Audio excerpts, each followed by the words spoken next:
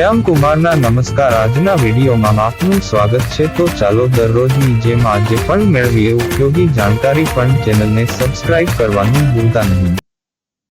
ગુસ્સાવાળી વ્યક્તિને શાંત કરવાના ઉપાય।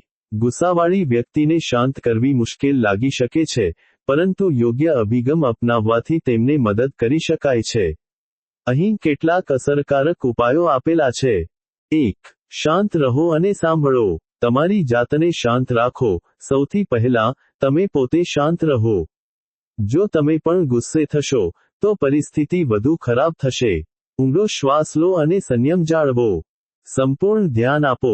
ગુસ્સે થયેલી વ્યક્તિને બોલવા દો। તેમને અવરોધ્યા વિના કે વચ્ચેથી કાપ્યા વિના ધ્યાનપૂર્વક સાંભળો। ઘણીવાર, વ્યક્તિ ફક્ત પોતાની વાત રજૂ કરવા માંગે છે। 2. સહાનુભૂતિ દર્શાવો। તેમની લાગણીઓને સમજો। હું સમજી શકું છું કે તમે શા માટે ગુસ્સે છો, અથવા તમારી જગ્યાએ હું હોત તો મને પણ આવું જ લાગત, જેવા વાક્યો કહીને તેમની લાગણીઓને માન્યતા આપો। આનાથી તેમને લાગશે કે તમે તેમની વાત સાંભળી રહ્યા છો અને સમજી રહ્યા છો। નિંદા કરવાનું ટાળો। તેમની લાગણીઓ કે વર્તન માટે તેમને દોષ ન આપો। આનાથી તેઓ વધુ સંરક્ષણાત્મક બનશે। 3. સ્પષ્ટ અને શાંત ભાષાનો ઉપયોગ કરો। ધીમા અને સ્પષ્ટ બોલો। તમારો અવાજ શાંત રાખો અને ધીમે બોલો। ઊંચા અવાજમાં બોલવાથી પરિસ્થિતિ વધુ તંગ બનશે। હું વાળા વાક્યોનો ઉપયોગ કરો। તમે હંમેશા ને બદલે મને લાગે છે કે, અથવા મને ચિંતા થાય છે કે જેવા વાક્યોનો ઉપયોગ કરો। આનાથી આરોપ લગાવવાને બદલે તમારી પોતાની લાગણીઓ વ્યક્ત થાય છે। 4. સમસ્યા પર ધ્યાન કેન્દ્રિત કરો, વ્યક્તિ પર નહીં। મૂળ કારણ શોધો।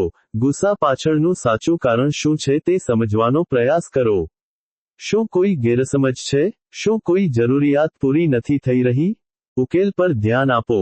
એકવાર કારણ સમજાય, પછી સમસ્યાનો ઉકેલ કેવી રીતે લાવી શકાય તેના પર ધ્યાન આપો। તેમને પૂછો કે આપણે આને કેવી રીતે ઠીક કરી શકીએ, અથવા તમને શું લાગે છે કે આના માટે શ્રેષ્ઠ ઉકેલ શું છે? 5. શારીરિક ભાષાનું ધ્યાન રાખો। ખુલ્લી મુદ્રા રાખો। હાથ બાંધવા કે ગુસ્સાવાળી મુદ્રા રાખવાને બદલે, તમારી શારીરિક ભાષા ખુલ્લી અને સ્વાગત કરનારી રાખો। આંખનો સંપર્ક કરો। આંખનો યોગ્ય સંપર્ક જાળવી રાખો, પરંતુ તેમને ટકરાશો નહીં। 6. જગ્યા આપો જો જરૂરી હોય તો। બ્રેક સૂચવો। જો ગુસ્સો ખૂબ વધી જાય અને વાતચીત શક્ય ન હોય, તો શાંતિથી બ્રેક લેવાનું સૂચવો। ચાલો થોડી વાર માટે વિરામ લઈએ અને પછી શાંતિથી વાત કરીએ, એમ કહી શકાય। સુરક્ષા સુનિશ્ચિત કરો। જો પરિસ્થિતિ હિંસક બને તેવું લાગે, તો તમારી સુરક્ષાને પ્રાધાન્ય આપો અને ત્યાંથી નીકળી જાઓ। 7. સકારાત્મક દ્રષ્ટિકોણ અપનાવો। ક્ષમા કરો અને આગળ વધો। જો ગુસ્સો શમી જાય, તો ભૂતકાળને પકડી રાખવાને બદલે માફ કરીને આગળ વધો। ભવિષ્ય માટે યોજના બનાવો। જો જરૂરી હોય, તો ભવિષ્યમાં આવી પરિસ્થિતિઓને કેવી રીતે ટાળી શકાય તે વિશે વાત કરો।